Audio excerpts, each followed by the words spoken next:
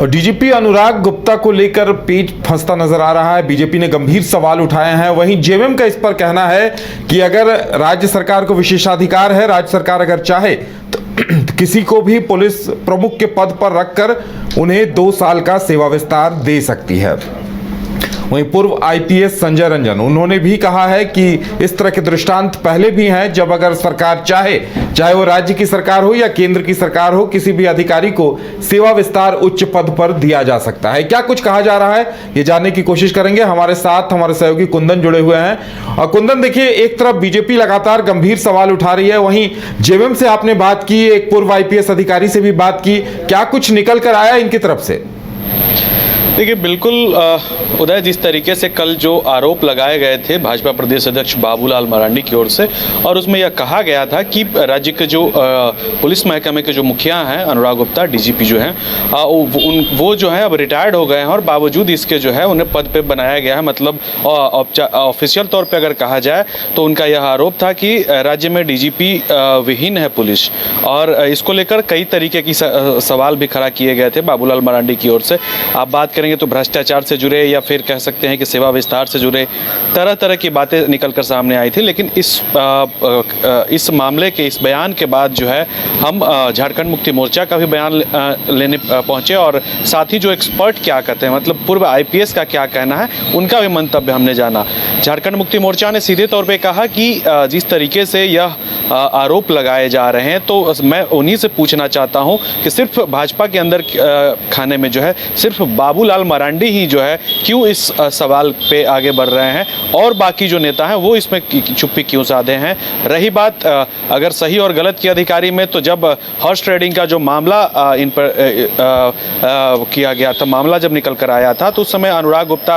अच्छे थे, और अब जो है चूंकि राज्य के डीजीपी हो गए हैं, तो अब अनुराग गुप्ता बुढ़े हो गए हैं। इतना तक आरोप लगाया कि जब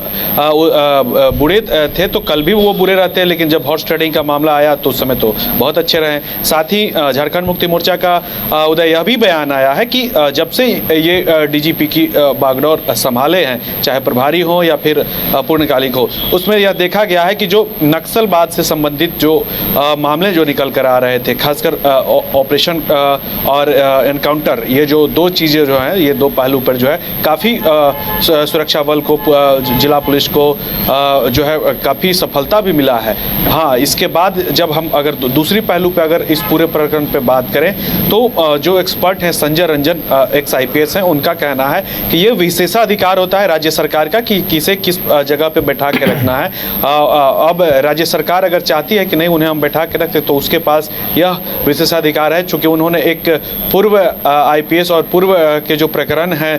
दिल्ली पुलिस कमिश्नर से जुड़े हुए मामला थे, राकेश अस्थाना से जुड़ा हुआ जो मामला था, उस पर उन्होंने टिप्पणी करते हुए कहा कि जब वो भी रिटायर्ड हो गए थे, बावजूद इसके उन्हें जो है दिल्ली पुलिस का कमिश्नर बनाया गया था, तो ये भी यहाँ पे अगर रिटायर्ड होते हैं तो इनका भी जो है सेवा विस्तार हो सकता है, ऐसा नहीं है। और रही बात जो बैठक जो होने वाली है 10 मई को, तो उसमें भी जो है राज्य सरकार की ओर से जो बैठ सकते हैं और बतौर डीजीपी वो बैठ सकते हैं। इसमें कहीं से कोई कोताही नहीं, इसमें कहीं से कोई गुरेज नहीं है, क्योंकि राज्य की जो कैबिनेट है वो अप्रूव की है, और उसके बाद जो है यह निर्णय हुआ कि राज्य का जो कैबिनेट है वो अप्रूव किया कि डीजीपी अनुराग गुप्ता होंगे। और कहीं ना कहीं राज्य का जो कैबिनेट होता है वो अपने आप में निर्णय लेने के लिए सर्वोपरि होता है। तो ये कह सकते हैं कि अब जो मामले निकल के आए, जो राज्य केंद्र की जो सरकार जो अनुराग गुप्ता को लेकर जो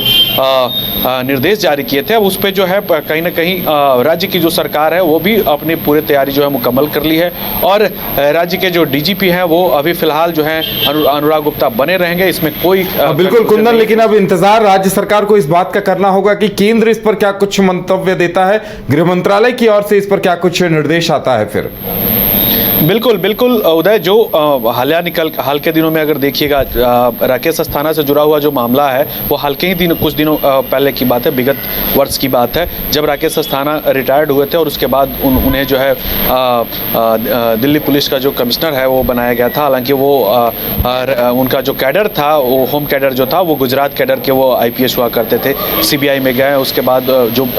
विवाद निकल कर सामने आया, उसके बाद फिर उन्हें जो है राकेश अस्थाना को दिल्ली पुलिस कमिश्नर उन्हें रिटायर होने के बाद बनाया गया। तो ये तमाम जो चीज़ें हैं अब केंद्र के पाले में भी है, लेकिन जो विशेषाधिकार होता है राज्य सरकार का, संजय रंजन ने यहाँ तक जो सुझाव है उसमें दिया कि राज्य सरकार किसी भी अधिकारी को कहीं भी रख सकता है, वो उसका विशेषाधिकार है। ऐसा नहीं कि केंद्र हस्तक्षेप करे कि रांची के जो सीनियर एसपी हैं उन्हें हटा दिया जाए और राज्य की सरकार उनकी बातों को मान ले। तो एक विशेषाधिकार होता है और सुप्रीम कोर्ट का भी एक जो है निर्णय आया था, उसका भी उन्होंने जिक्र किया है कि ये राज्य सरकार के विशेषाधिकार है और उसके तहत ही ये निर्णय लिए गए हैं और आगे जो बैठक होने वाला है जिसमें गृह मंत्री भी रहेंगे उसमें भी वे शामिल होंगे।